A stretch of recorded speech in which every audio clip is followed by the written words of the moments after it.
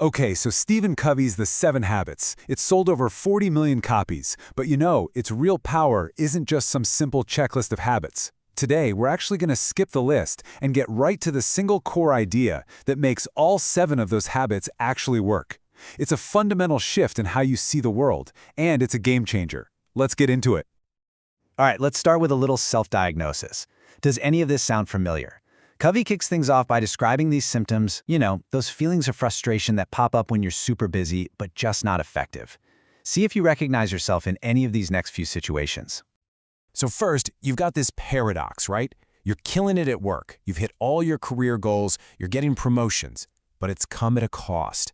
You look around and you feel totally disconnected from your family, your friends, the very people you were probably doing it all for. It's this weird kind of win that feels an awful lot like a loss. Or, hey, maybe it's this one, that inner struggle. You start a new diet for, the 5th time? You swear you're going to exercise every day. But a few weeks later, it all just fizzles out. And every single time you break a promise to yourself, it just chips away at your self-trust, at your integrity. And then there's this one, the activity trap. Your calendar is just jammed. Your days are a total blur of motion, of meetings, of tasks. But you just can't shake that nagging question deep down. Is any of this actually making a difference? Is all this frantic movement taking me anywhere I truly want to go? So, what do we do when we feel this way? Well, we usually look for a new time management technique, right? A productivity hack. Or we just try to pump ourselves up with a more positive mental attitude. We try to fix these really deep, fundamental issues with these kind of superficial solutions. Covey just nails this whole idea with the quote from Thoreau. We spend our lives hacking away at the leaves, the symptoms of our problems, when the real issue lies way down in the root. We're just treating the effect, not the cause.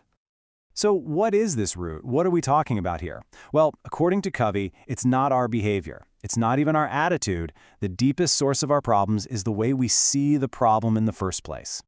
Covey calls this root a paradigm. The best way to think about it is like it's your personal map of reality. It's not reality itself, but it's your interpretation of it. It's shaped by your experiences, your values, your assumptions, and we all have these maps for every single aspect of our lives. Imagine you're trying to find your way around Chicago, but someone gave you a map of Detroit. You could have the best attitude in the world, you could run instead of walk, but all that hard work would be completely wasted. You would just get to the wrong place, faster. That's the problem with a flawed paradigm. Being effective depends entirely on having the right map. And this brings us right to Covey's central diagnosis for pretty much all of our frustrations. The problem isn't out there. It's in here. It's in the lens, the paradigm through which we view everything.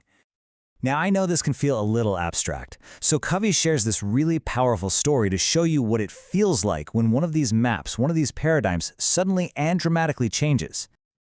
So Covey's sitting on a subway just trying to have a peaceful ride. But this man gets on with his kids, and they are completely out of control. They're yelling, they're throwing things, just creating total chaos. And you can feel the tension in the whole car. And the father, he just sits there, eyes closed, like he's totally oblivious.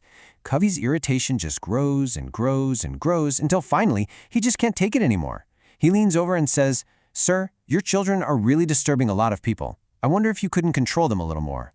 The man opens his eyes and says, really quietly, "Oh, you're right. I guess I should do something about it. We just came from the hospital where their mother died about an hour ago. I don't know what to think, and I guess they don't know how to handle it either." And just like that, boom, in a single instant, Covey's entire reality shifted. The anger just evaporated, and it was replaced by this deep wave of compassion. That feeling is a paradigm shift. It's that aha moment where the whole world just reconfigures itself right before your eyes. Suddenly you see things not just differently, but more truly. And Covey argues that to become truly effective, we have to intentionally create these kinds of shifts in ourselves. Okay, so how do we actually do that? Well, it all starts with adopting a new fundamental paradigm for personal change. And Covey calls this the inside-out approach. So, for the last 50 years or so, most success books have focused on what Covey calls the personality ethic. That's the outside-in approach. It's all about your image, your techniques, quick fixes. But Covey says we need to go back to the character ethic, an inside-out approach that says true success isn't about your public image, it's about your private character. It's not about trying to change other people, it's about starting with yourself. You see, this inside-out approach is a sequence. It means you start with the most fundamental part of you, your character, your motives, your paradigms. It's all about securing private victories first, like keeping a promise to yourself, before you can ever achieve public victories, like building trust with other people. And the very first practical application of this inside-out philosophy is habit 1, be proactive. This is the foundation for absolutely everything else.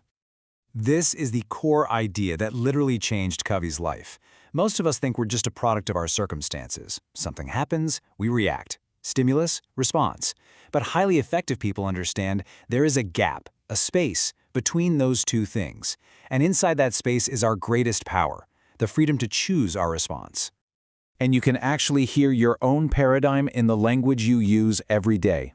Reactive language blames circumstances. It gives away your power. He makes me so mad. I have to do this. But proactive language, well, that's the language of choice and responsibility.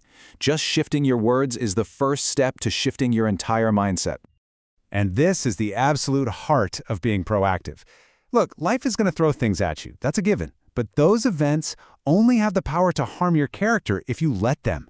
The ultimate power is always, always in how you choose to respond. And this brings us to a final, really challenging question.